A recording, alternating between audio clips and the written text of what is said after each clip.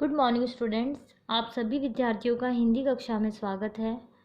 Students, इसके पहले हमने पार्ट 2 टिंगू की क्या गलती भाग 1 में हमने टिंगू, जो कि एक छोटा बालक है, अभी समाज की दोहरी सोच को समझने में असमर्थ है। वह एक दिन सुबह सोकर उठता है और सोचता है कि मैं सबका भला करूँगा और एक अच्छा बालक बनूँगा। यह सोचकर वह निश्चय करता है कि मैं एक अच्छा बालक बनूँगा। और दूसरे दिन वह सबका भला करने की कोशिश करता है, और जब वो अपने भाई की भला करने की सोचता है तो उसे एक थप्पड़ पड़ जाती है। और जब वो अपनी माँ को सही गलत का फ़र्क समझाता है तो उसे गुस्सा पड़ जाता है। वह समझ नहीं पाता कि वह कहाँ गलत है। और टिंगू ने सोचा कि यह भी अजीब बात है कि मैंने अच्छा लड़का बनने की कोशिश करता हूँ तो लड़ाई हो जाती है, मुझे घूसे थप्पड़ पड़ते हैं, अब मैं क्या करूँ। तो वह इस चक्कर में क्या करता है, भगवान के चित्र के सामने खड़ा हो जाता है और भगवान से प्रार्थना करने लगता है।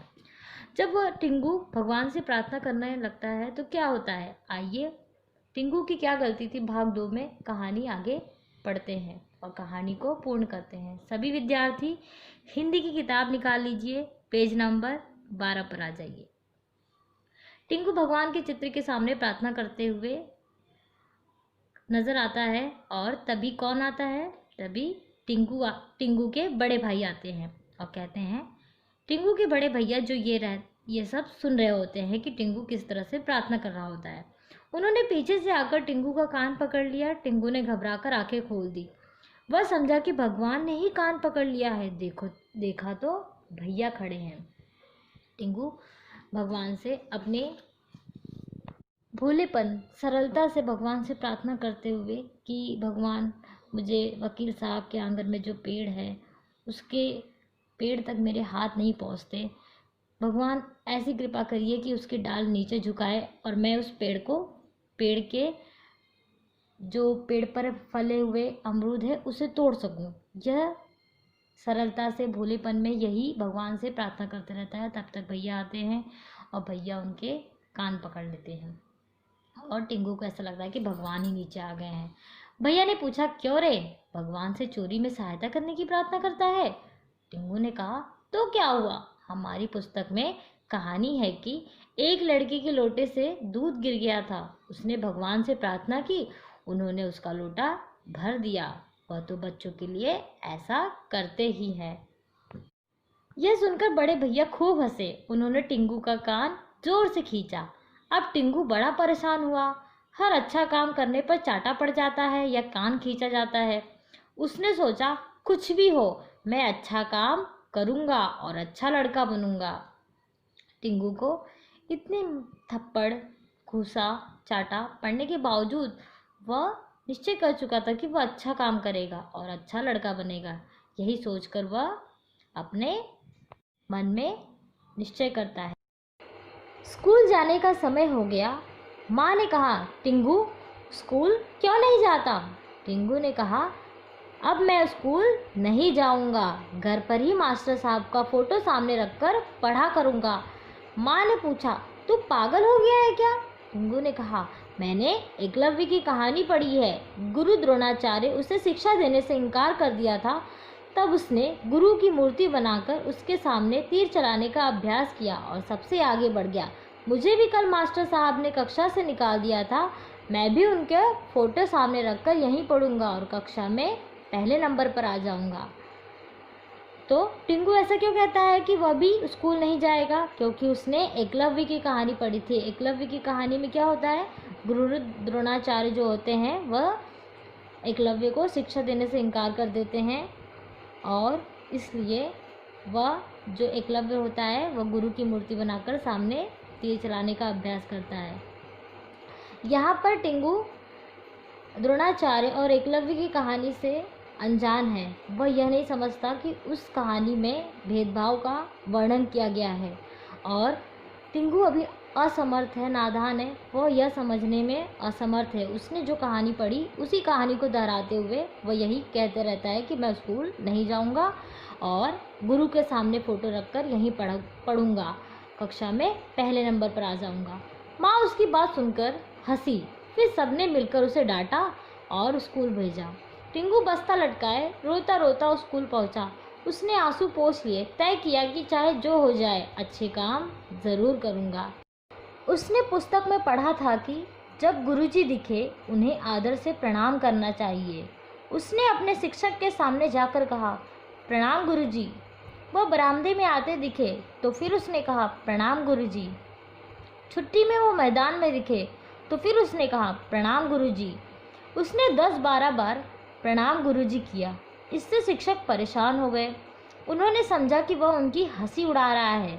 उन्हें गुस्सा आ गया। उन्होंने डांट कर कहा, क्यों रे, यह तूने क्या लगा रखा है? दिन भर प्रणाम गुरुजी कहता है। जा बेंच पर खड़े हो जा। उसकी कक्षा के लड़के उसे देखकर हंसने लगे। उसे बुरा लगा। उसका मन हुआ कि एक एक को पीटे। फिर उसने सोचा कि क्रोध करना अच्छी बात नहीं है, इसलिए उसने लड़कों से कहा, मैं अच्छा लड़का हूँ इसलिए क्रोध नहीं करता। मुझे गुस्सा आ जाएगा तो तुम सबके मुंह तोड़ दूंगा। अभी सबको माफ़ कर रहा हूँ। इस पर लड़के और ज़ोर से हंस दिए। शिक्षक ने उससे कहा, बहुत बकबक कर रहे हो, जाओ कक्षा से बाहर निकल जाओ। टिंगू बस्ता लेकर बाहर आ गया। वह थोड़ी देर तक मैदान में घूमता रहा, फिर घर आ गया।